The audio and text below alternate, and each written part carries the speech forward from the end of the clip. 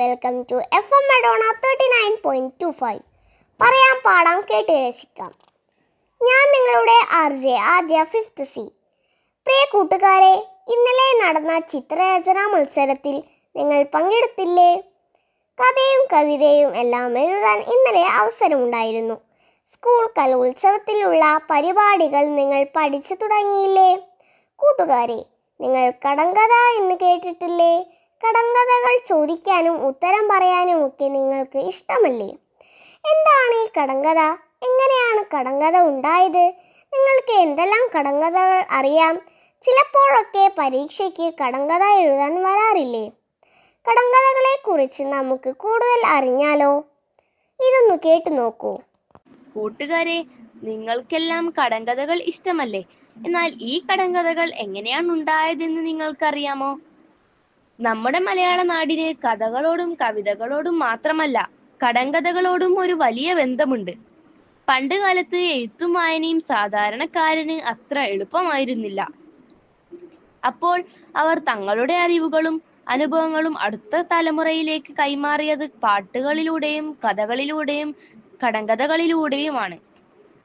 കടങ്കഥകൾ വെറുമൊരു വിനോദമായിരുന്നില്ല, അതൊരു വിദ്യാലയം കൂടിയായിരുന്നു. പ്രകൃതിയെക്കുറിച്ചും ജീവിതത്തെക്കുറിച്ചും ഓരോ വസ്തുക്കളെക്കുറിച്ചുമുള്ള അറിവുകൾ രസകരമായ ചോദ്യങ്ങളായി അവർ അവതരിപ്പിച്ചു.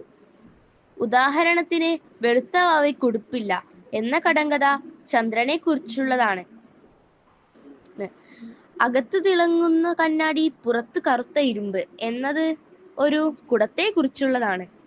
ഇങ്ങനെ നമ്മുടെ പൂർവികർ ഓരോ വസ്തുവിനെയും സൂക്ഷ്മമായി നിരീക്ഷിക്കുകയും അതിനെ ലളിതമായ വാക്കുകളിൽ വിവരിക്കുകയും ചെയ്തു. കടങ്കഥകൾക്ക് പല രൂപങ്ങളുണ്ടായിരുന്നു. ചിലത് പാട്ടുകളായിരുന്നു, ചിലത് ചെറിയ കവിതകൾ. അവ സാധാരണക്കാരുടെ സംസാര ഭാഷയിൽ നാടൻ ശൈലിയിൽ രൂപം കൊണ്ടു. ഒരു ചോദ്യം ചോദിച്ച് അതിന്റെ ഉത്തരം കണ്ടുപിടിക്കാൻ ആളുകളെ പ്രേരിപ്പിക്കുന്നത് ഒരുതരം ബുദ്ധിപരീക്ഷയായിരുന്നു. ഒത്തുചേരലുകൾ, സന്ധ്യാസമയങ്ങളിൽ ജോലി ചെയ്യുന്നതിനിടയിൽ ആളുകൾ പരസ്പരം കടങ്കഥകൾ ചോദിക്കുകയും ചിരിച്ചു കളിച്ച് സമയം ചിലവാക്കുകയും ചെയ്തു. ക്രമേണ ഈ കടങ്കഥകൾ തലമുറകളിൽ നിന്ന് തലമുറകളിലേക്ക് കൈമാറി വന്നു. അവയിൽ ചിലത് കാലത്തിനനുസരിച്ച് ചെറിയ മാറ്റങ്ങളോടെ ഇന്നും നിലനിൽക്കുന്നു. നമ്മുടെ സംസ്കാരത്തിന്റെയും ജീവിത രീതിയുടെയും ഒരു നേർചിത്രം കൂടിയാണ് ഓരോ കടങ്കഥയും. പുതിയ കാലത്തെ കുട്ടികളായ നിങ്ങൾക്ക് ചിലപ്പോൾ ഇവയുടെ ഉത്തരം കണ്ടെത്താൻ ബുദ്ധിമുട്ടാവാം.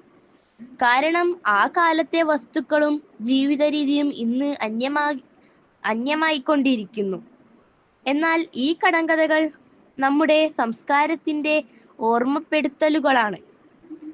ഓരോ കടങ്കഥയ്ക്കും പിന്നിൽ ഒരു കഥയുണ്ട്, ഒരു ചരിത്രമുണ്ട്. അതുകൊണ്ട് നിങ്ങൾ കടങ്കഥകളെ വെറുമൊരു ചോദ്യമായി കാണരുത്. നമ്മുടെ പൂർവികരുടെ വിവേകത്തിന്റെയും നർമ്മബോധത്തിന്റെയും അടയാളങ്ങളായി അവയെ കാണണം. ഇനിയും പുതിയ കടങ്കഥകൾ ഉണ്ടാകട്ടെ. നമ്മുടെ ഭാഷയും സംസ്കാരവും കടങ്കഥകളിലൂടെ ജീവിക്കട്ടെ. Thank you Anshika. കൂട്ടുകാരെ, അച്ഛൻ മുള്ളൻ, അമ്മ മിനുമിനു, മകൾ മണിമണി. എന്താ ഉത്തരം? പറയാമോ? ആലോചിച്ച് ഉത്തരം കണ്ടുപിടിക്കൂ. കൂട്ടുകാരെ, ഇനി കേൾക്കാം അറിയാം ഇന്നത്തെ കറണ്ട് ക്ലിക്സ്.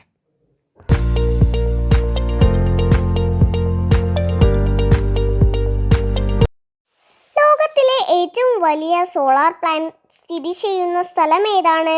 ഉത്തരം രാമനാഥപുരം, തമിഴ്നാട്. ഓസ്കാർ പുരസ്കാരത്തിന് ഇന്ത്യയിൽ നിന്ന് ഔദ്യോഗികമായി തിരഞ്ഞെടുക്കപ്പെട്ട ചലച്ചിത്രം ഏതാണ്?